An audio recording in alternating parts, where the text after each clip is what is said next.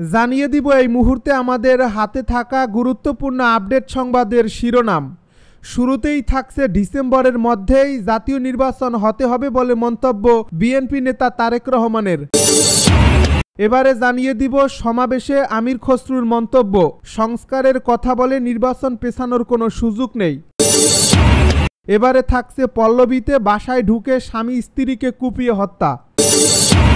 আরও থাকছে বিএনপি নেতা মির্জা আব্বাসের মন্তব্য, বন্দর দিয়ে দিচ্ছেন, এদেশের মানুষকে বোকা ভাববেন না।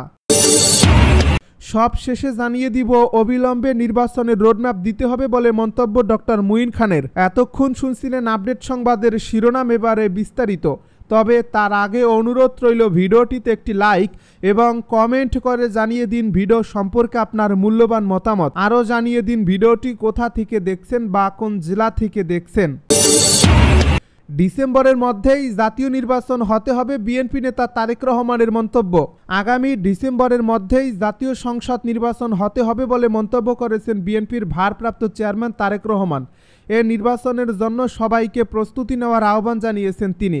বুধবার বিকেলে রাজধানীর নয়াপল্টনে দলের কেন্দ্রীয় কার্যালয়ের সামনে অনুষ্ঠিত তারুণ্যের সমাবেশে দেওয়া বক্তব্যে এ আহ্বান জানান তিনি। নির্বাচন নিয়ে টালবাহানা শুরু হয়েছে অভিযোগ করে তারেক রহমান বলেন, জনগণের রায়কে বাস্তবায়ন করতে হলে নির্বাচিত সরকার দরকার।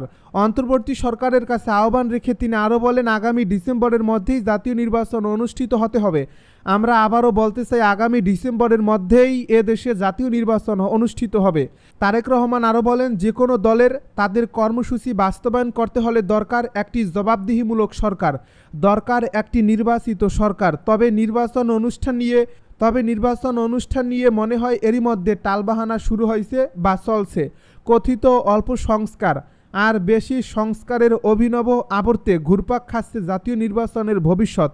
জনগণ বিশ্বাস করতে শুরু করছে সংস্কার নিয়ে সময় ক্ষেপণের আড়ালে অন্তর্বর্তী সরকারের ভেতরে এবং বাইরে কারোর কোনো ভিন্ন উদ্দেশ্য রয়েছে, যোগ করেন তিনি।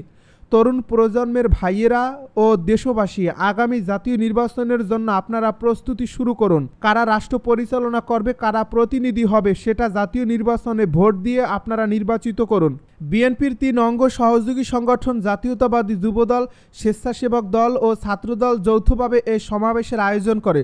যুবদল সভাপতি আব্দুল মোনায়েম মুন্নার সভাপতিত্বে সমাবেশে বিশেষ অতিথি হিসেবে বিএনপির স্থায়ী কমিটির সদস্য ডক্টর খন্দকার মোশাররফ হোসেন, বিএনপি নেতা মির্জা আব্বাস, আমির খসরু মাহমুদ চৌধুরী, গয়েশ্বর চন্দ্র রায়, আব্দুল মুঈন খান, সালাউদ্দিন আহমেদ প্রমুখ বক্তব্য দেন। সংস্কারের কথা বলে নির্বাচন পেছানোর কোনো সুযোগ নেই বিএনপি নেতা আমির খসরুর মন্তব্য। বিএনপির স্থায়ী কমিটির সদস্য আমির খসরু মাহমুদ চৌধুরী বলেন, বিচারের কথা বলে নির্বাচনের রোডম্যাপ পেছানোর কোনো সুযোগ নেই। বুধবার বিকেলে রাজধানীর নয়াপল্টনে বিএনপির কেন্দ্রীয় কার্যালয়ের সামনে আয়োজিত তারুণ্যের সমাবেশে এ কথা বলেন তিনি। সংস্কারের কথা বিএনপির আগে কেউ বলেনি উল্লেখ করে দলটির স্থায়ী কমিটির এই সদস্য বলেন, 7 বছর আগে ভিশন 2030 জাতির সামনে তুলে ধরেছিলেন বিএনপির চেয়ারপারসন খালেদা জিয়া। 2 বছর আগে 27 দফা দিয়েছিলেন তারেক রহমান। সংস্কার নিয়ে রাজনৈতিক দলগুলোর সঙ্গে জাতীয় ঐক্যমত কমিশনের সংলাপের ফলাফল নিয়ে আমির খসরু মাহমুদ চৌধুরী বলেন, এখন বলা হচ্ছে গুরুত্বপূর্ণ কয়েকটি বিষয়ে নাকি ঐক্যমত হয়নি। গুরুত্বপূর্ণ কিছু বিষয়ে ঐক্যমত না হয়ে থাকলে সেটা করবে জনগণ। ভোট ও ব্যালটের মাধ্যমে নির্বাচিত সরকার সেই সংস্কার করবে। পল্লবীতে বাসায় ঢুকে স্বামী স্ত্রীকে কুপিয়ে হত্যা। রাজধানীর পল্লবীতে এক দম্পতিকে বাসায় ছুরিকাঘাত করে হত্যা করা হয়েছে। ঘটনাস্থল থেকে অভিযুক্ত গাউস মিয়া নামে একজনকে গ্রেপ্তার করছে পুলিশ। বুধবার দুপুরে এই হত্যাকাণ্ড ঘটে। পুলিশ বলছে, নিহত আইনের ছাত্রী দোলন আক্তার দোলার সঙ্গে গাউস মিয়ার প্রেমের সম্পর্ক ছিল। এর জেরেই স্বামী নাজমুল হোসেন পাপ্পুসহ তাকে হত্যা করা হয়েছে। জাতীয় জরুরি সেবা 999-এর মাধ্যমে খবর পেয়ে পল্লবী থানা পুলিশ ঘটনাস্থলে পৌঁছে অভিযুক্তকে গ্রেপ্তার ও রক্তমাখা ছুরি জব্দ করে।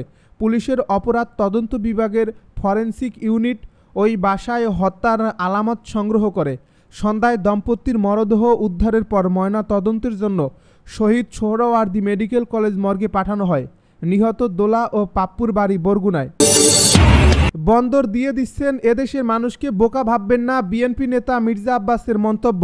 চট্টগ্রাম বন্দর বিদেশিদের হাতে দেওয়া নিয়ে সমালোচনা করেছেন বিএনপির স্থায়ী কমিটির সদস্য মির্জা আব্বাস।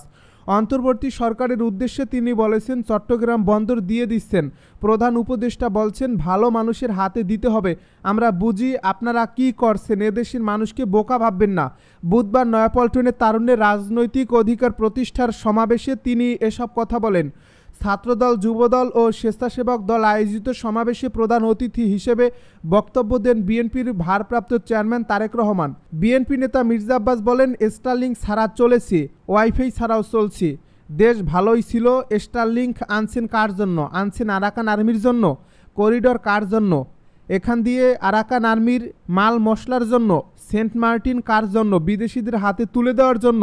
কিন্তু একজন তরুণ বেঁচে থাকলেও দেশের ভৌগোলিক অখণ্ডতা বিঘ্নিত হতে দেবে না। কেউ কেউ বলছেন বাংলাদেশের মানচিত্র পরিবর্তন হবে। আমি জানতে চাই কি ধরনের পরিবর্তন হবে? ছোট হবে নাকি বড় হবে?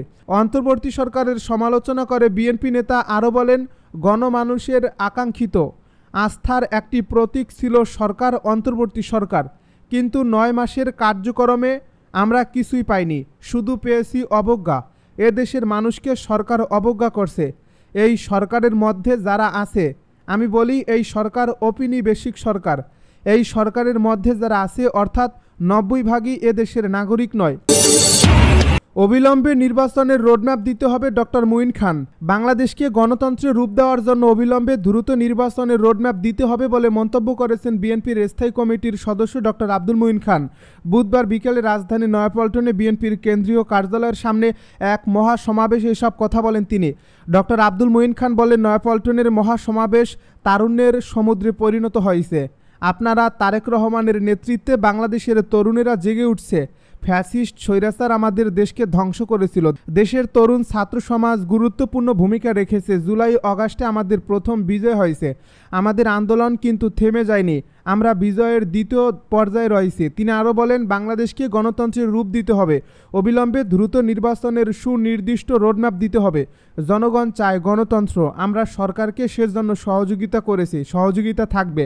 কিন্তু নির্বাচনের মাধ্যমে জনগণের ভোটে নির্বাচিত প্রতিনিধির হাতে ক্ষমতা হস্তান্তর করতে হবে। না হলে বিক্ষুব্ধ তরুণ সমাজের আন্দোলনে কিন্তু অন্তর্বর্তী সরকার পালাতে পারবে না।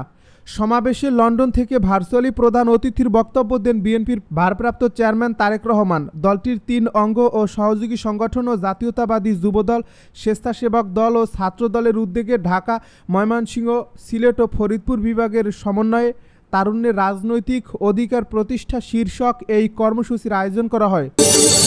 কারামুক্ত হয়ে যে বার্তা দিলেন এটিএম আজহার।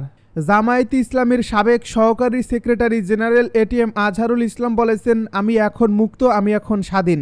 বুধবার সকালে পিজি হাসপাতালে প্রিজন সেল থেকে মুক্তি পাওয়ার পর তিনি এই কথা বলেন।